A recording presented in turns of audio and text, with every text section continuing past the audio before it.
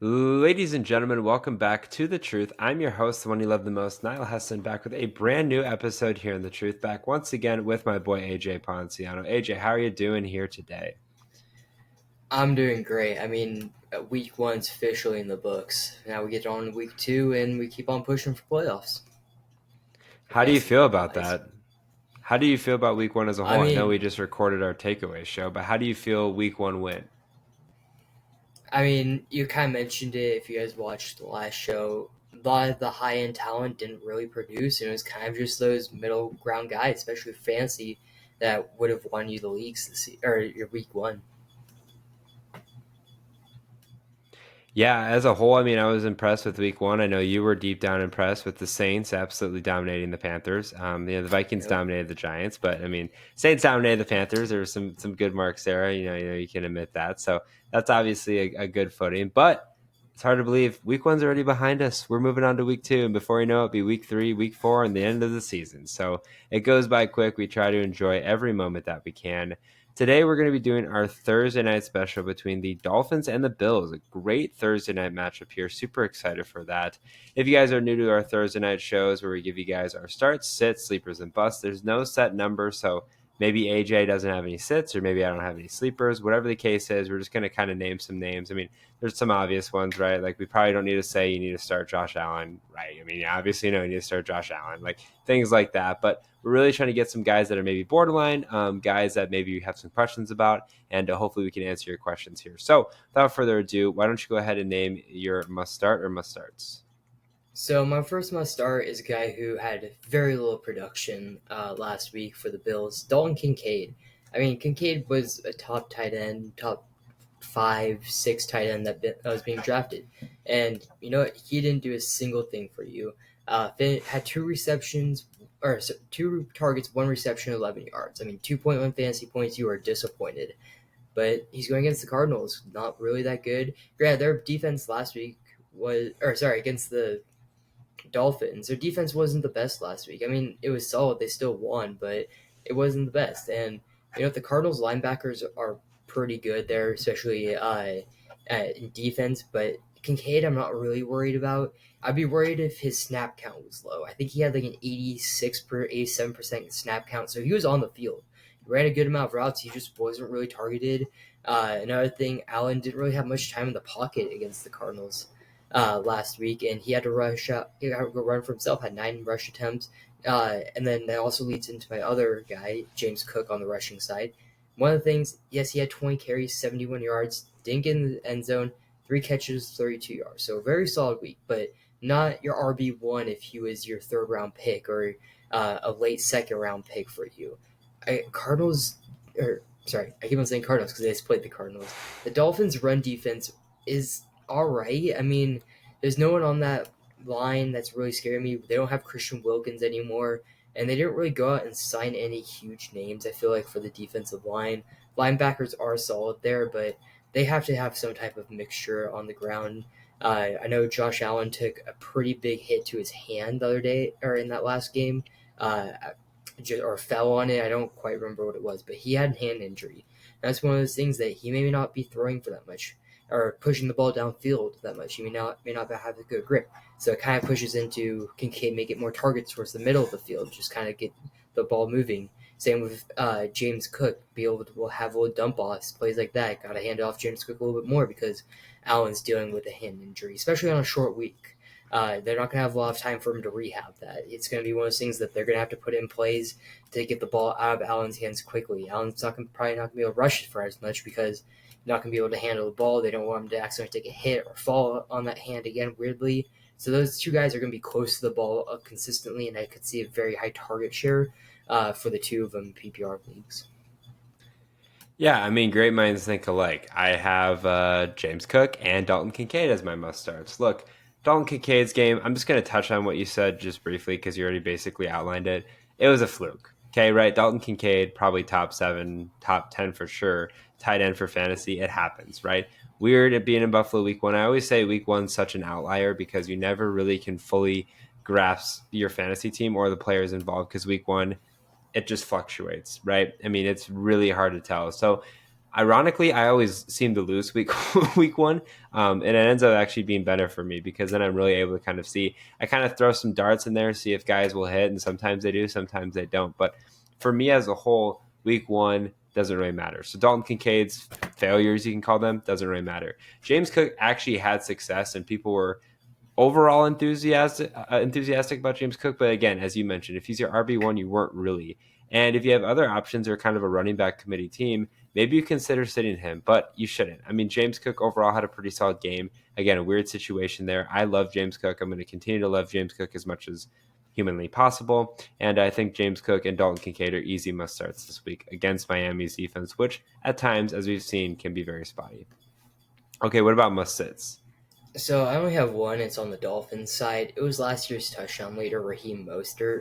Mostert had a really bad game. Only 6 carries for 9 yards. Uh, he did have 2 receptions for 10 yards, but again, just no production there. He got you at 3.1 fantasy points. You you're not happy with that, especially with the guy you didn't draft early, but you expected more out of him. I mean, he had 20 rushing touchdowns last year.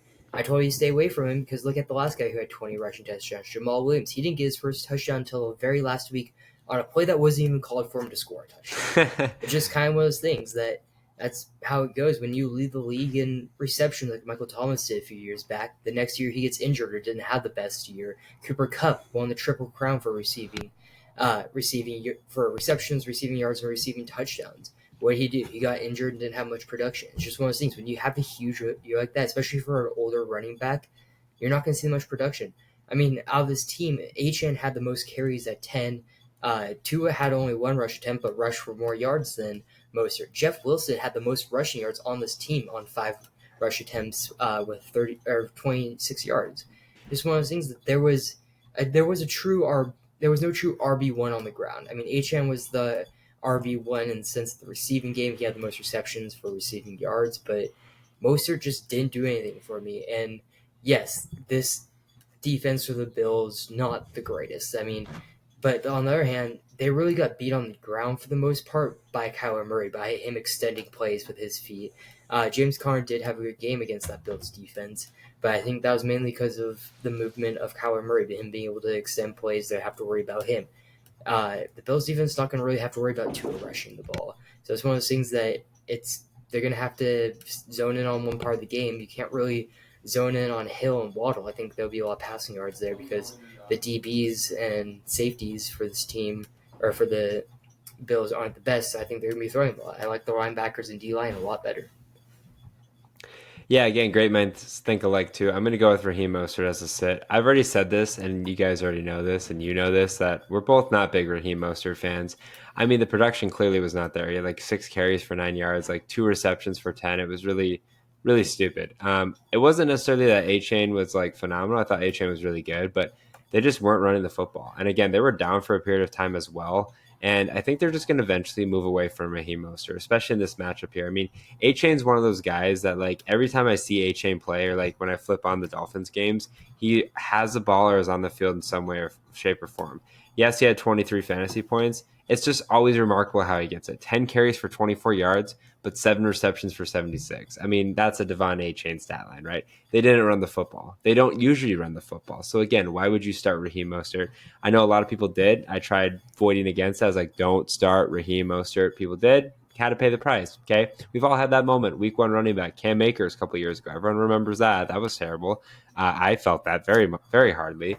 But again, it just happens, right? This is a big game between the Bills and the Dolphins, type of shootout kind of game. They're not going to be running the football collectively, especially on Miami's side.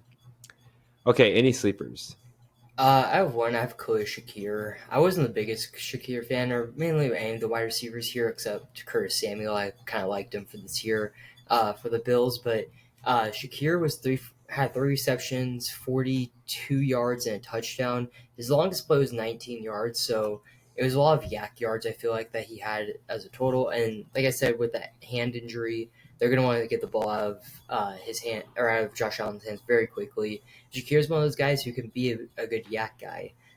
Granted, if they're in a deeper league, this is the only place I really start him. I wouldn't say go put him in your flex position. I feel like with these two teams, you kind of have your star guys, and that's really it. I mean, you have Kincaid, you have Cook, and you have Allen for the Bills. For the Dolphins, you have Tua, you have Waddle, Echane, and Hill. I mean, outside of that, everyone's just kind of a toss up if they're going to get 2 or 3 receptions. That's really the only amount of receptions or targets they're going to get outside of those top guys.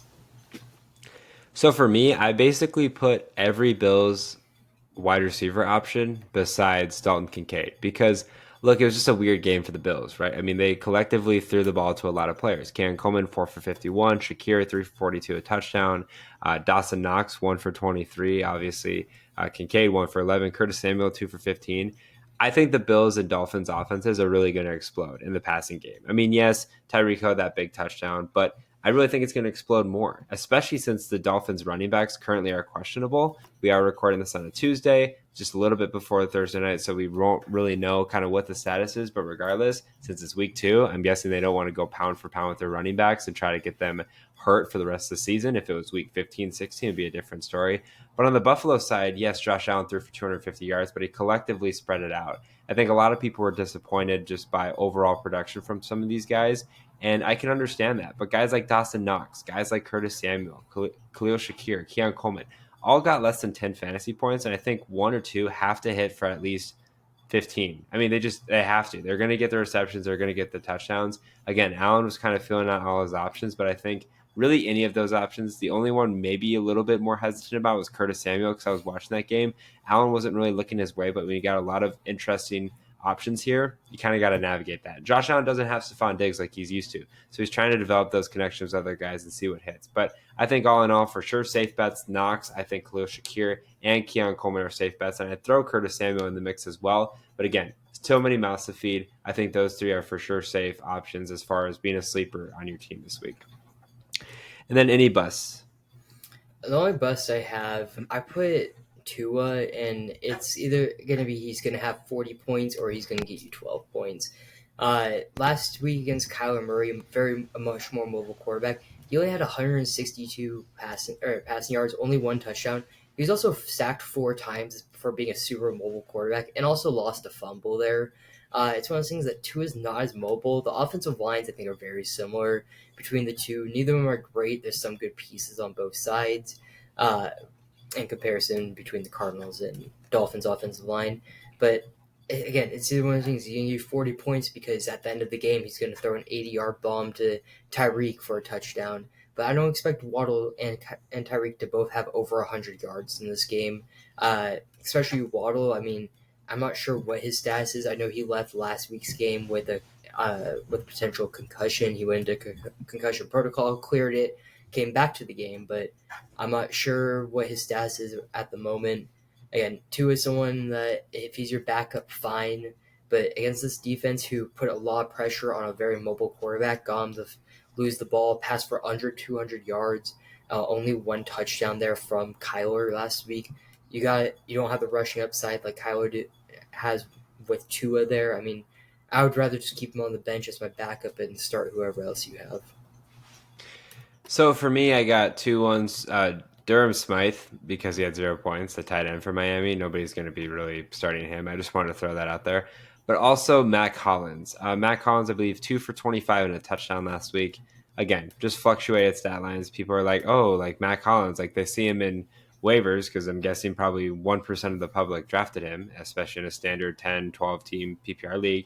And there's like this other 1 touchdown and his stats jumped to like 10 and a half, 11 points. But you got to pump the brakes on Matt Collins. Matt Collins obviously was a Raider, Atlanta legend. But in Buffalo, yeah, he's going to kind of have just a role, right? He's not going to be a big time receiver, especially since there's a lot of guys that got targets or that didn't get targets that are the big time players for that Buffalo Bills team. So it's one of those things that's kind of interesting to see how Matt Collins was utilized and how certain guys were utilized. But in the grand scheme of things, it's definitely not going to continue, in my opinion. I think it was kind of fluky. And again, if he didn't get that touchdown, he would be a guy that nobody would be considering as well. Okay, game prediction and score. If you know a So score, I kind of threw this on you, but I don't know if you're prepared. yeah, I did. I'm gonna say 30-27, and I'm gonna go with the Dolphins here. I think Sanders could potentially hit like another 52 yarder, 53 yarder to seal the game. And with the hand injury with Allen, I mean, I don't know how limited he's going to be on pushing the ball downfield and how limited he's going to be on passing or on rushing. I still think he'll be solid, but I just don't know. I think they'll score, but I don't think it's going to be Allen out here making plays, hurdling guys like how he did last week. I'm going to go 38-35 Miami. Miami is the home team in this matchup. I think that's going to give them an edge, but it's going to be a high-scoring game, which probably means that I'm predicting a high-scoring game. It'll be 13 to 10. So it should be a fun game, should be a close game. Obviously, these are rivals. These guys have bad blood with one another, so it should be fun, should be exciting. Hopefully a lot of points, because that means a lot of fantasy points and production. But as always, thank you guys for listening to another episode here on The Truth. If you guys did enjoy it, make sure you follow The Truth on Twitter at The Truth as well to stay up to date with the latest information regarding The Truth, including podcast dates, podcast uploads, and other important information you don't want to miss. Make sure you guys also follow The Truth on Instagram and TikTok at the.tt.truth. Are you looking to find a drink that offers peak hydration, raises your energy levels, speeds up your recovery, and keeps your mind sharp through focus and memory? Look no further than Acid Rainwater. I'm excited to partner with Bloodline Sports. AZ and Acid Rainwater focuses on peak hydration and productivity while also maintaining an ecosystem-friendly product. Use code HESSON15, that's HESSON15 for 15% off every purchase. As always, I'm your host, the one you love the most, Niall Hesson, joined once again by AJ Ponciano. Take care and good night.